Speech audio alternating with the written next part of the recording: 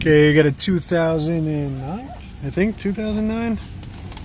Yeah, yep, 2009 BMW X5. Got here, it had a code 287, to Apple 87 for the Vanos being incorrect. One of the things here, I'm going back to the Autologic again because it's out and we're just rolling through the cars today.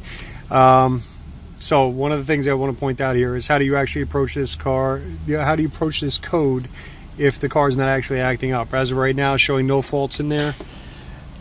A couple of things you want to do. Come in here, look up your oil level. Let it sit there and read your oil level. You might have to wait for that to read. This right here will actually sit there and tell you that it's actually going through its process and figuring out where it is. The very first thing you do for any Vanos, Valvetronic, any kind of system like that at all, you want to make sure that your oil level is full. If it's not full, you'll have a bigger issue. The second thing that you'll want to do, and let me shut this thing off real quick, and I'm going to show you something, because it's something that's commonly overlooked and people don't really pay much mind to it. By the way, this car's fixed already, but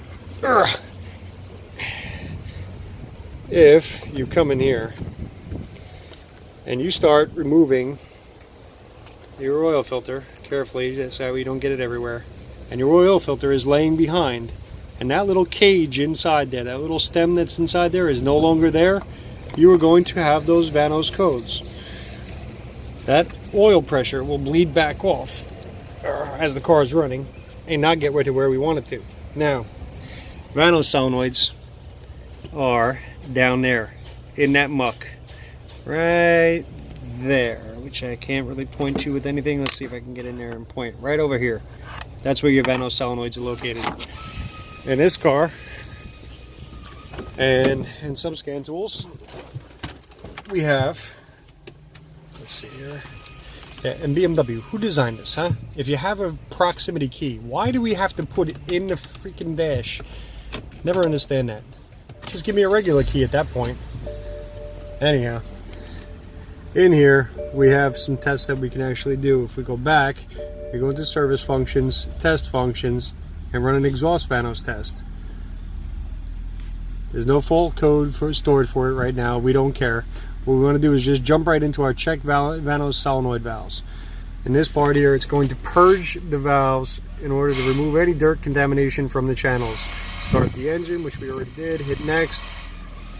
It says it's going to raise up the engine speed for us, which it will.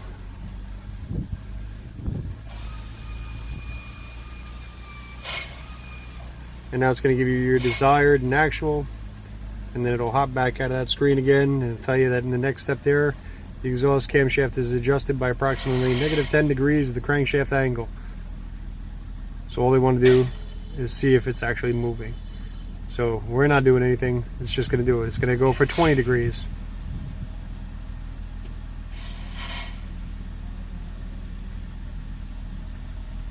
Okay, so we're there. We reached our target values. It did exactly what it wanted it to do. Possible causes if it did not reach those targets: incorrect oil level, Vanos solenoid, Vanos unit, exhaust cam faulty, incorrect chain length, incorrect position of the sensor wheel, so on and so forth. The oil on this thing is a little bit dirty, but it's not gritty dirty. It's not going to be the reason why this is acting up. You saw those solenoids. The solenoids that are on here, they are high failure. If you're dealing with this and your oil level is okay and you can run an exhaust Vanos test on this thing and it happens to pass right now, it does not mean that that solenoid is going to be working as you're going down the road. They're cheap. Sorry about that. They're cheap. They're easy to swap out. Plus you get to go in there and make sure that there's no oil leaking through any one of them. And yes, I have 3 phone lines that don't stop ringing. And that's basically what it comes down to. I would go in there, and if this was me and I had this vehicle in my bay and everything was testing okay, I would definitely move on to the next steps there. Oh, I'm sorry, actually this test is not even completely done yet. This is actually going to run a secondary part of the test. They don't show you the RPM on that, but that's okay. It's still raising up the RPM right now, as you can see. And it starts teaching it its teach-in process, where it takes it down, all the way down to the bottom, and then all the way back up to the top again for the stop limits. Okay. That was silly of me. I didn't even finish the whole procedure.